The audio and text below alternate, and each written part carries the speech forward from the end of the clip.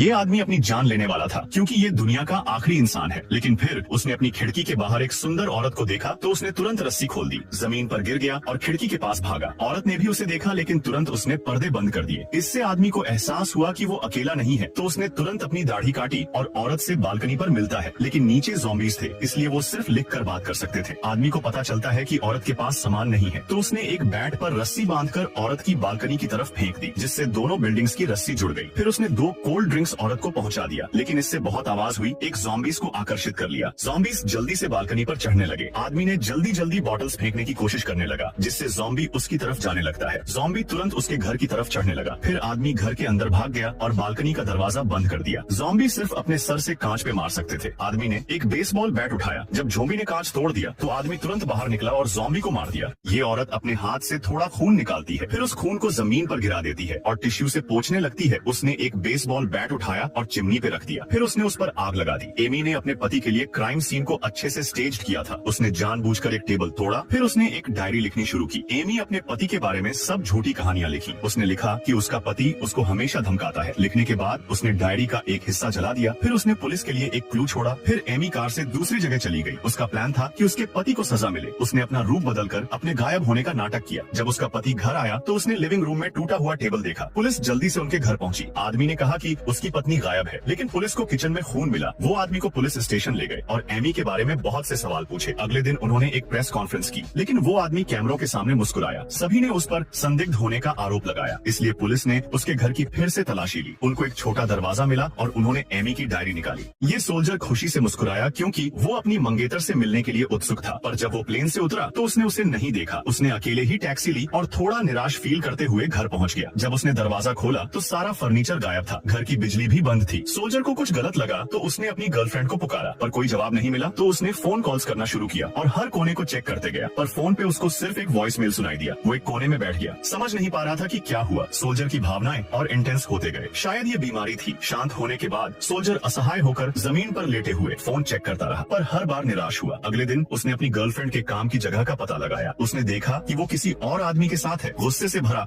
उसने अपनी गन उठाई और कार से बाहर निकला। लड़की बोलती है, हमारे बीच सब खत्म हो गया, मुझे माफ कर दो। मुझे लगा तुम हमेशा के लिए चले गए थे, तुम्हें जाना पड़ेगा। सोल्जर बोलता है, मैं कहाँ जाऊँ। वो गन उठाकर अपने सर पर लगा लेता है। ये लड़की रोज एक अंडा के साथ सोती थी। अचानक से वो रोई तो आंसू अंडे के शैल पर टपक गए और शैल टूट गया। लड़की डर से देख रही थी। एक पंजा उस अंडे से बाहर निकला। लड़की अलमारी में छुप गई और दरार से देखती रही। मॉन्स्टर रूम में आ गया था। खुशकिस्मत से मॉन्स्टर ने लड़की को नुकसान नहीं पहुंचाया, तो लड़की ने मॉन्स्टर को साफ किया ताकि उसे अच्छे से पाल सके। लड़की ने खाना खरीदा, लेकिन मॉन्स्टर ने वो नहीं खाया, तो लड़की को उसे दिखाना पड़ा कैसे खाना है। जब तक